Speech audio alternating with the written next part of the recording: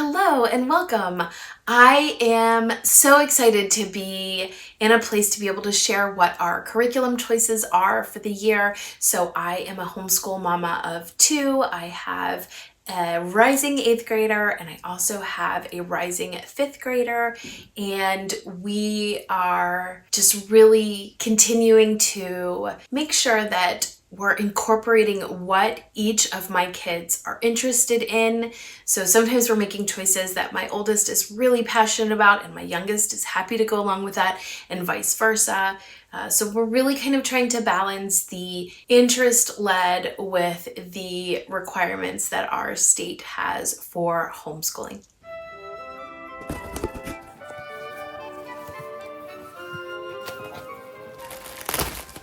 So I love the curriculum choices spring season fever. I think, made our choices for next year for our main subjects. And so I will share what my rising 8th grader, oldest, is going to be using for her main curriculum choices. And if you have any questions about those decisions, please feel free to leave them in the comments below. So for 8th grade math, we have Math UC Algebra 1.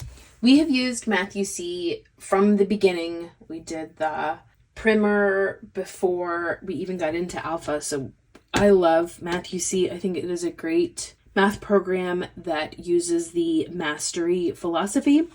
So I grabbed the disc used on eBay as well as the instruction manual that also comes with the answer key for both the tests as well as the honors questions, and then the regular workbook. It also explains the concepts in case we need additional support that Mr. Demi does not give in the DVD here. It's actually a 2 DVD set.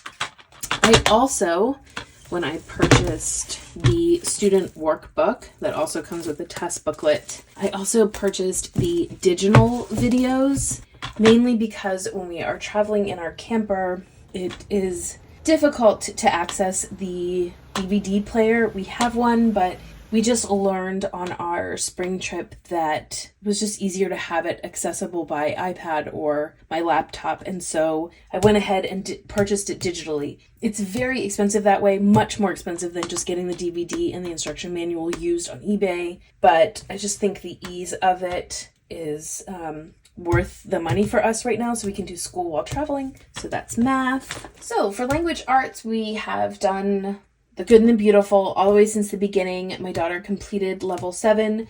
So the level 8 language arts in the good and the beautiful is only book studies.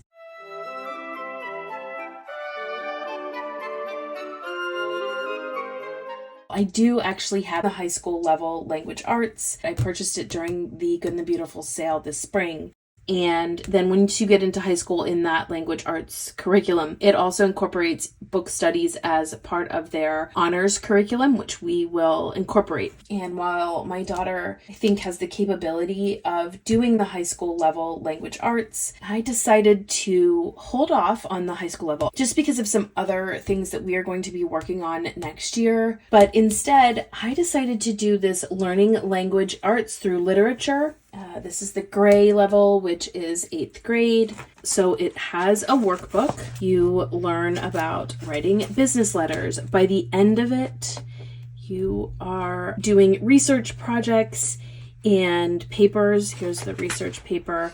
And learning how to cite your sources, which I think is a really important skill to have the bibliography. So I'm really excited for her to use that. And we also have this teacher book. This, you can see how it has the how to do the bibliography in the writing unit.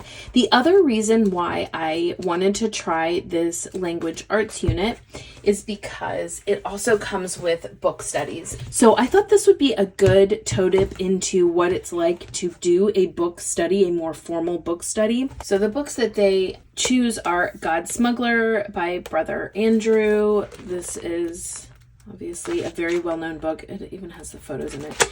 So this gray book does have a more Christian, I think, bent than the other books in this language arts curriculum. So as you get older, I think it's getting into a little bit into apologetics. So we have God Smuggler. Then we have A Lantern in Her Hand by Bess Streeter Aldrich. And this is a pioneer frontier story.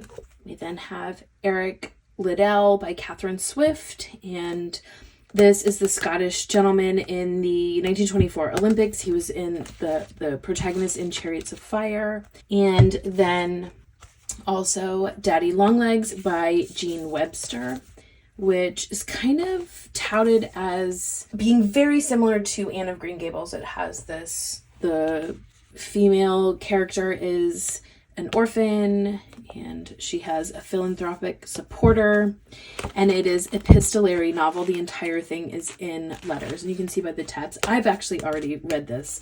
I loved this book so much. So we are excited to try a new and different kind of language arts. We were lucky friends of ours used this curriculum, and so they lent us the teacher book, so we will use that, and we'll see how it goes. Next, we have languages. So my oldest has a very scientific bent and wants to be a naturalist or a biologist of some kind. At least that's her thoughts right now. So I wanted to support that by doing some Latin, because a lot of scientific names are Latin based, and yet she doesn't really need to do declensions and learn how to decipher it spoken or speak it herself. She just really needs to understand the vocabulary. So I did a lot of research, and I found this vocabulary from Classical Roots. There's a level A and B. I think it's 7th grade and 8th grade. I'm not sure. But it goes into the Latin word and then kind of explains our English words that come from it. So it's got the root word and it explains it. And so my hope is that as she kind of learns to start to decode our Latin roots, that will help her as she moves further potentially into the science field. Her main language, however, is going to continue to be Spanish. We kind of went all over the place this year with Spanish curriculum. I think this was one of our options that we talked about last year, but we didn't really get into it for a variety of reasons. We went a different route. But at this point, I think we're ready for this. And so she will be doing this as a workbook. It has a place for you to complete the exercises, and then it provides an answer key in the back.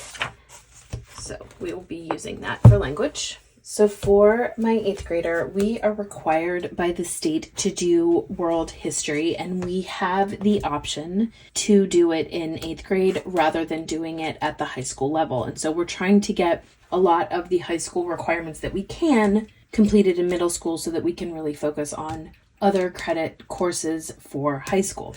So that said, I decided to do something a little bit different this year, and we are just going to use the Smithsonian's History by the Year timeline book, as well as this World History Encyclopedia that we have.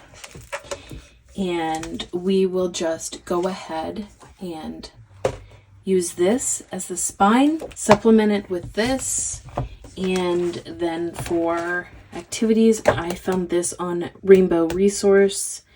This is a map and activity book. So we've got the map page to do here, and then it leads you kind of through it, much like what we did with the Story of the World when my kids were younger, where you have the map and it tells you how to kind of mark that. It gives a teacher background information as you continue through. So I just like the idea of being able to include some maps in our portfolio. We really already have a timeline started, so we'll see if there's anything we can add to that, because we have one from the beginning of time until modern era. We've done that already. So I thought adding in some maps into the portfolio would be something that would be fun and a little bit different. For science, I went ahead and chose 3 Good and the Beautiful science curriculums. They're just very easy to just open and go, and they have updated them There's a new format where they've got a grade 7 and 8 journal separate from the grade 3 and 6. So it just makes it easier for my 8th grader to join in the same science as my 5th grader. And I figured that, we'll have plenty of time to get focused on high school level science, and that if these are offered up to the 8th grade level, I might as well take advantage of all of us being able to do science together one more year. So I got simple machines because my youngest, my 5th grader, is really interested in this one. I grabbed paleontology because it goes well with our world history unit. We can kind of start at the beginning with dinosaurs, and again, it has these notebooks. It's just really easy to just open and go. And then for my 8th graders' interest in nature and science, went ahead and got botany. So we will actually probably start this over the summer because for where we live, it doesn't really work as well in the spring. It just takes a lot longer for everything to come out in the spring. So it makes sense to do this over the summer while we have a lot of our growing season. We have the student journals and also the unit science. This one is significantly thicker than the other two, and it just really does live up to the beautiful part of the Good and the Beautiful's name. We also have the 5th grade journal. I went ahead and added in for this unit all of the extra pieces. Some of them come with extra books, and I went ahead again, since botany is my oldest's passion right now, I went ahead and got the book set here. And then I also grabbed the extension book, Trees in Their World. And then I also grabbed the Flowers game as well. We also have other books that are on our shelf that I really want to incorporate in botany as well. And so we'll see how much time we have to be able to look at these books in conjunction with the Good and the Beautiful unit study.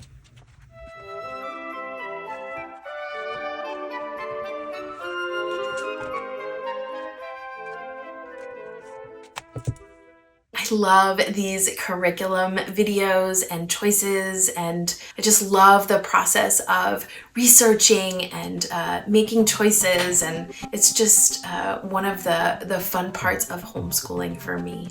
Thanks so much for watching, and until next time.